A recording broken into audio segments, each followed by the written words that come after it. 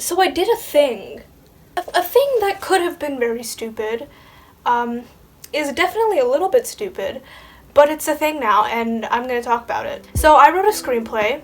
Yeah, just let that sink in for a minute. Now originally I wasn't planning on doing this, especially right before exams, but a series of events took place that pushed me in this direction.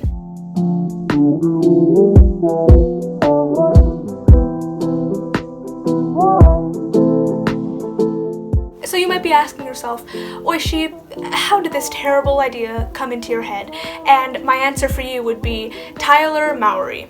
Or Mowry. I'm sorry, I don't know how to say his name. He's a YouTuber who talks a lot about movies and story structure and screenplays and just lots of really fun movie stuff. He made a video, I think about a month-ish ago, called I Wrote a Screenplay in 48 Hours. And naturally, I clicked on it and watched the entire thing and was very, very inspired. Basically, he did that video to show people that it doesn't take a year and a half to write your first draft. I just thought, hey, if this guy can do it, why can't I? The second thing that happened that kind of urged me to do this is that around the holiday season, my family and I took a trip to New Jersey. And this was kind of a more relaxed trip, I would say. We didn't do a lot. We were kind of just in the house and hanging out with some family for like 3 days. During this time, I just got to thinking about this one story in my head that I'd started thinking about earlier, but because of the monotony of this trip, I just kept thinking about it and developing in my head, and I just really wanted to write it. So I thought, why not? Why not start it? So on, I think it was either New Year's Eve or New Year's Eve, I started to write this thing. Did I have a plan? No. Did I have a plot? Kinda. Did I have characters? A little bit. But I just wanted to write this thing. I wanted to pants it, no planning, no whatsoever. I just wanted to see what I can make of it. And, oh boy, it was a journey.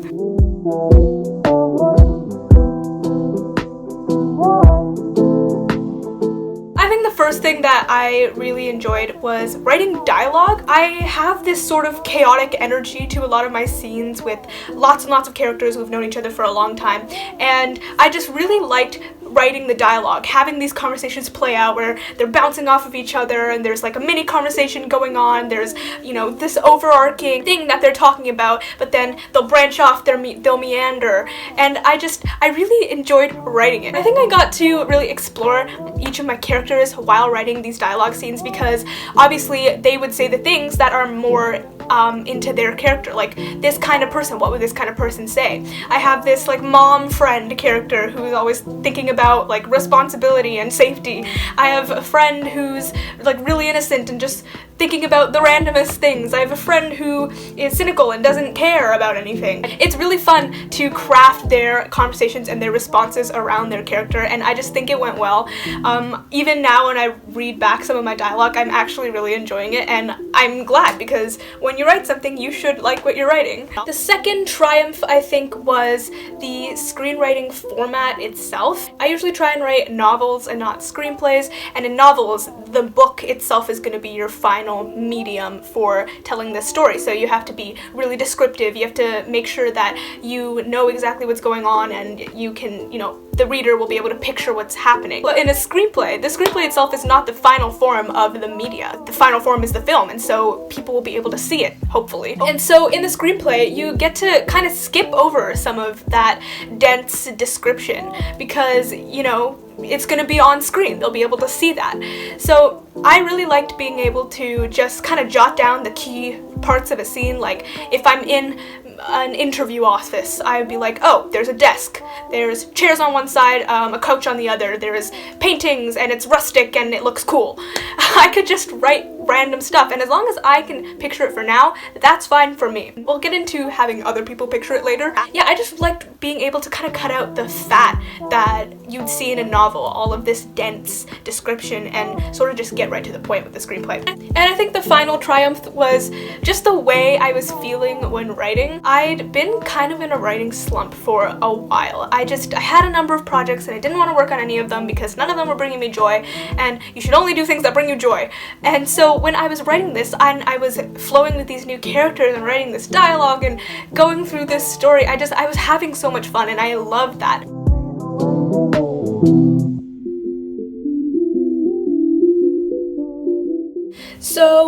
There were many a problem.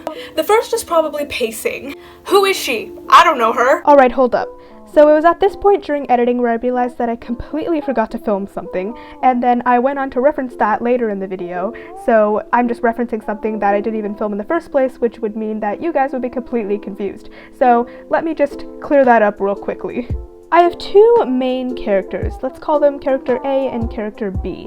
Character A is the mainest of my main characters, as in this is truly her story, and character B is sort of an addition that sort of enhances character A's story.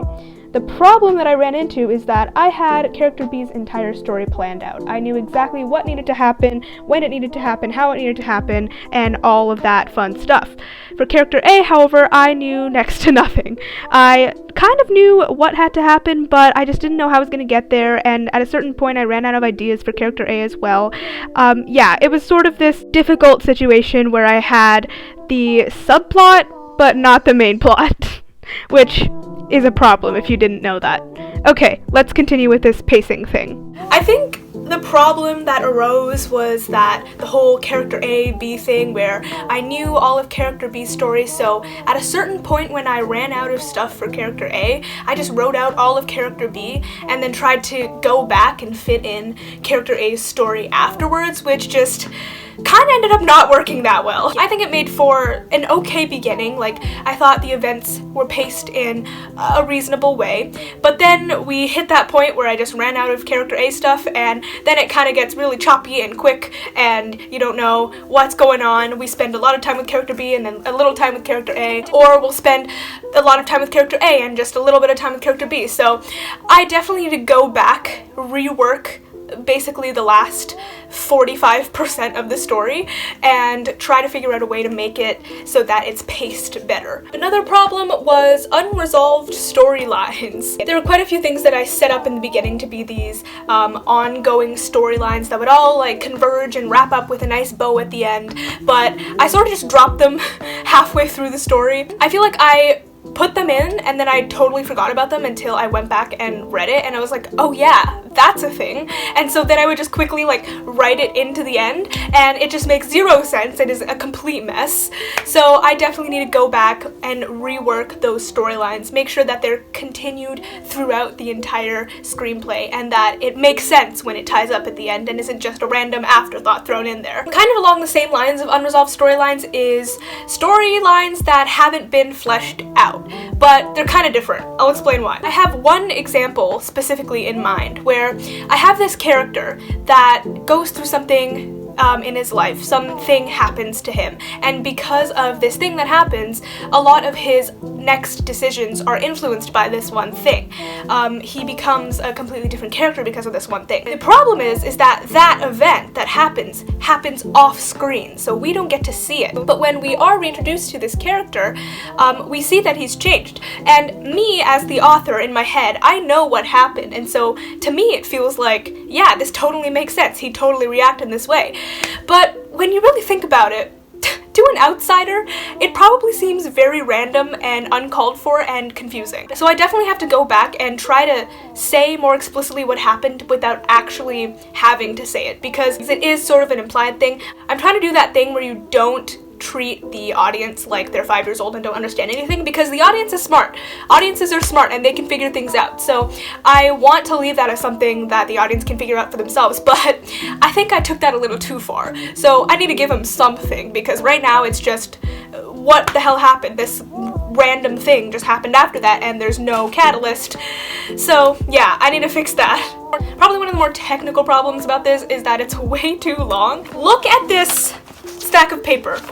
Like, this is 141 pages, and a screenplay is supposed to be around 120. Basically, the rule for screenplays is that 1 page equals 1 minute of screen time. Obviously, that can, you know, mush around a little bit because dialogue tends to go a lot quicker than action does. Sometimes action is really quick, but sometimes action is slow. So, you know, there's leeway, there's room for changes in there. That's the general rule, is that a 120-page screenplay will equal a 120-minute movie, aka 2 hours. This is 141 pages, which is like 2.5 hours. 2 hours and like 21 minutes, which is quite long for a movie. Although it's not unheard of, but I definitely think that if I clean it up and I actually keep going with this and make it better, I can maybe cut that runtime down. I'm acting like this is gonna be made. I don't know if this is gonna be made. Who knows? No one knows. The universe doesn't know. I don't know. And the last problem, which I don't really know if this constitutes as a problem or more as a comment that I like to throw in there, is that I wrote almost the entirety of this screenplay while watching Gossip Girl. Let me just talk about Gossip Girl for a minute. Gossip Girl is probably the stupidest show I've ever watched. It's so much melodrama, so much just crazy shit happening, and it's absolute trash, and I love it.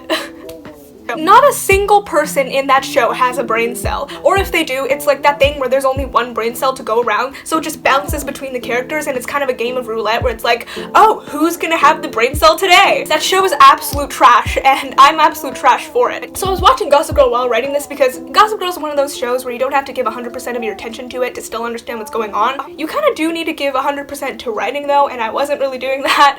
Hey, it's his first draft. No one but me is ever gonna see it, so if I wrote it while watching Gossip Girl, who cares? If I do end up continuing with this and trying to clean it up and do second and third drafts, I will probably not be watching Gossip Girl. But you know what? Gossip Girl helped me get through the draft, and to that I owe it everything.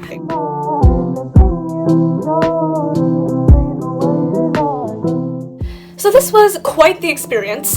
I definitely worked on this for a lot longer than I should have, especially because I was working on this throughout the month of January, and January is like exam season. Hello! I definitely worked on this longer than I should have. I specifically remember the morning of my English exam, instead of studying last minute like quotes or themes just one more time before going, I was writing a scene.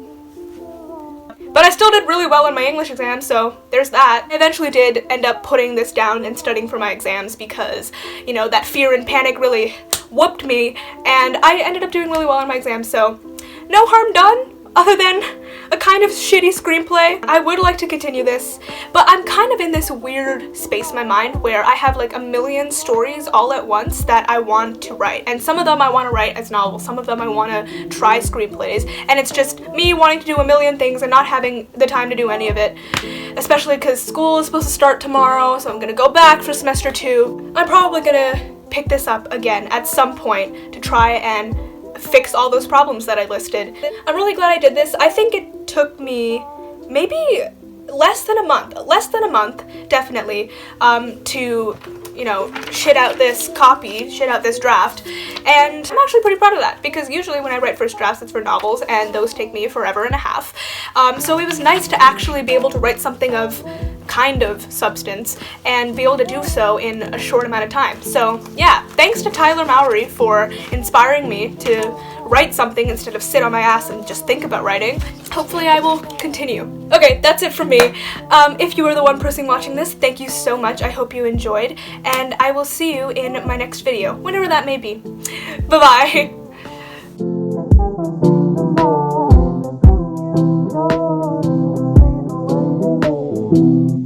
Also, this stack of paper is completely and utterly blank because I didn't print out the first draft because I don't want to waste 141 pages on shitty work. But I still wanted something to hold up, so I should probably go put this back.